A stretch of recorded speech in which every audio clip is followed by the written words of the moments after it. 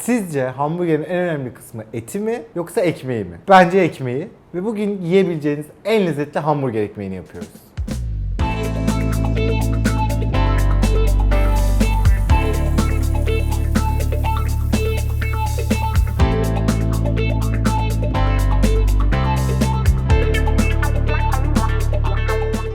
Bu hamburger ekmeğini yapmak için önce unla başlıyoruz. 530 gram un var bunda. Ki 530 gram da şu bardakla 5 bardak ediyor. Çeyrek bardak su var. Bir de süt var. 150 mililitre. Bunun içine 3 çorba kaşığı toz şekeri ekliyorum. Bir de bir paket instant maya. Maya orada birazcık açılsın. O sırada ayaklı mikserin haznesine unu koyduk. Böyle bir dolu tatlı kaşığı tuz koyuyorum. Ve artık takıyorum. 2 tane de yumurta var. Yumurta ne işe yarayacak? Hem ekmeği daha güzel kabartacak hem de lezzetlendirecek. 2 kaşık falan su ekliyorum ki çırparken daha rahat açılsın. Bunun hepsini içine koymayacağım. Şöyle bir 2-3 kaşık kadarını ayıracağım. Onu sonra ekmeklerin üzerine süreceğiz. Bu arada bunda su kaynardı, sıcaktı. Süt oda sıcaklığındaydı. O yüzden bu böyle ılık oldu ve şeker de hemen kolayca çözüldü.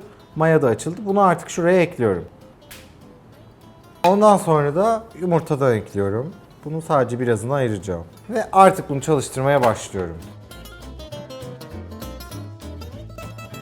Bu hamur artık birleşti ama şu an böyle çok sert ve yapışmayan bir hamur. Bunun biraz yumuşaması ve lezzetlenmesi lazım. Lezzetine asıl etki yapacak olan tereyağı. Bu tereyağı yine oda sıcaklığında. Bunu şimdi çalıştıracağım ve o çalıştıkça bu parça parça tereyağını yavaş yavaş içine alacak. Bu tamamen birleşip hamur özleşince de zaten yoğurmuş olacağız.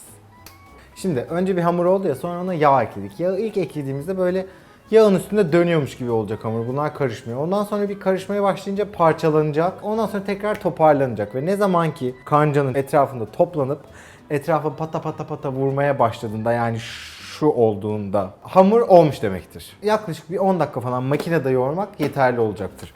Eğer makine yoksa bu el mikserlerin hamur uçları var ya, onlarla da yoğurabilirsiniz. Çünkü hamura sonradan tereyağı eklemek hep biraz sancılı oluyor. Elde yaparsanız da hamuru yoğurdunuz, şöyle açtınız. Ondan sonra içine tereyağını pat pat atın, ondan sonra karıştırın. Aynı şeyler ama elde de olacak. Önce bir karışmayacak, sonra parçalanacak ama sonra toparlayacak. Bunun yerine erimiş tereyağı eklesek ne olur ki derseniz de, erimiş tereyağı hem un miktarını değiştirir hem de tereyağını katı eklemek her zaman kurabiyede de, ekmekte de, her şeyde böyledir. Daha kolay kabarır, daha iyi kabarır. Şimdi hamur artık birleşti. Zaten çok yapışan bir hamur değil ama yumuşak bir hamur. Kasenin dibini de L gibi bir spatula varsa daha kolay toplarsınız. Şimdi bunu böyle bir şöyle güzel bir yuvarlak haline getiriyorum. Ve ondan sonra tekrar bu kasenin içine koyuyorum. Burada üzerine her zamanki gibi bir nemli bez örtüp 1 saat kadar bekleteceğim. Hava aşırı sıcaksa 45 dakikada olur. Burada önceden bekleyen hamur var. Bu birazcık fazla beklemiş. 1 saatten fazla beklemiş. O yüzden birazcık bolarmış diyeyim ama hiç sorun değil bu. Ve zaten bak böyle kendi kendine bırakıyor hamur. Yağlı bir hamur olduğu için kolay kolay yapışıyor. Bu böyle bir hop düştü. Bunu şöyle bir söndüreceğim. Söndürüyorum derken böyle hırsla da bastırmıyorum. Şöyle bir rulo haline getiriyorum. Ve bundan sonra kaç tane hamburger ekmeği yapmak istiyorsam ona böleceğim. Ben birazcık büyük yapacağım, 8'e böleceğim. Ama daha ufak edepli ekmekler istiyorsanız ona da bölebilirsiniz. Yaklaşık 120 gram falan edecek bir tanesi.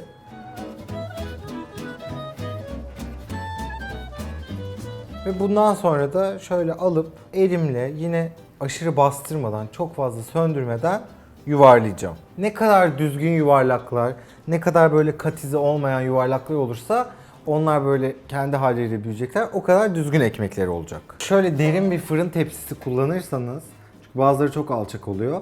Ekmek kabarınca üstüne örtü veya streç gerdiğinizde ona yapışıp sönebilirler. Ya da benim gibi bunun üstüne başka bir tepsi kapatırsınız. Hiç de çarpma derdi olmaz. Üstlerine de azıcık bastırıyorum ki böyle değil, birazcık daha böyle büyüsünler. Hamburger ekmeği gibi olsunlar. Şimdi sonuncuyu da koyduk. Üzerlerine yine nemli bez geliyor.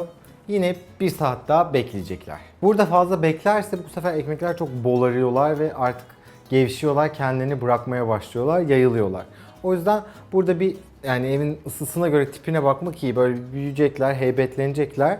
Ama böyle dokunduğunuz an diye dağılıp düşmemeleri lazım. Öyle oluyorsa çok mayalamışsınız demek. 1 saatin sonunda artık ekmeklerin böyle kabarmış olmaları gerekiyor. Demin de dediğim gibi şöyle bastırınca bak geri geliyor. Ben tek tepside yaptım. Şunlar böyle birazcık birbirleriyle öpüşebilirler. Bu sizin için bir dertse böyle 4-4 2 tepside yapın ama pişme süresini uzatacaktır. Aklınızda olsun çünkü ikisi aynı anda çok efektif olmuyor. Ard arda koymak daha mantıklı olacak ama zaten 18 dakika falan pişiyor. Öyle de yapabilirsiniz. Bu baştan ayırdığım yumurta vardı ya. Sadece üstlerini ıslatmak için süreceğim. Böyle kenarlarından aka aka değil. Ben susamsız seviyorum.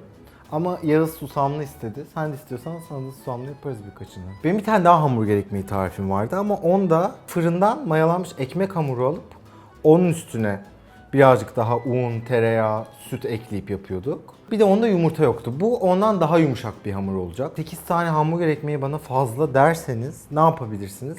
Bunlar dedim ya bir 18 dakika falan pişecekler fırında. Böyle ilk 10 dakikasını pişirirsiniz. Dışı böyle bir mühürlenir gibi olur. Ondan sonra onu alırsınız. Soğuyunca buzluğa atarsınız. Yemek istediğiniz zaman çözdürmeden yine fırına atıp 170-180 derecede bir 10 dakika daha pişirince o zaten o kıvama gelecektir. Şimdi bunlar artık fırına gitmeye hazır. Fırın 200 derecede çalışıyordu, ısındı. Alt üst çalışıyor. Her zamanki gibi fan yok. Bunları alttan ikinci rafa atacağım. 10 dakika bir 200 derecede pişecekler.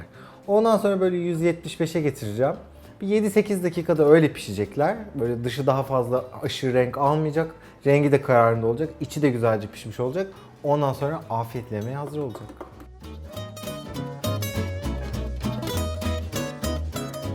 Ekmekler pişti. Bunları biraz soğusunlar diye, altları da terlemesinler diye şöyle bir tele alıyorum. Şimdi hamburger ekmekleri birazcık soğuyacak. Sıcak sıcak kesemeyiz, hamur olurlar. O sırada biz hamburgerin içini yapacağız.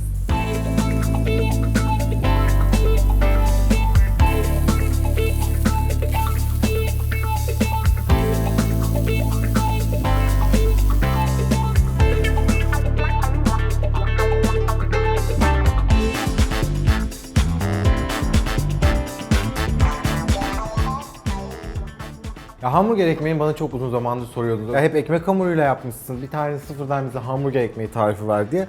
O tarif bu tarif arkadaşlar. Videoyu beğendiyseniz buradan beğene basmayı unutmayın. Kanala da abone değilseniz buradan kanala abone olabilirsiniz. Kendinize iyi bakın. Görüşmek üzere.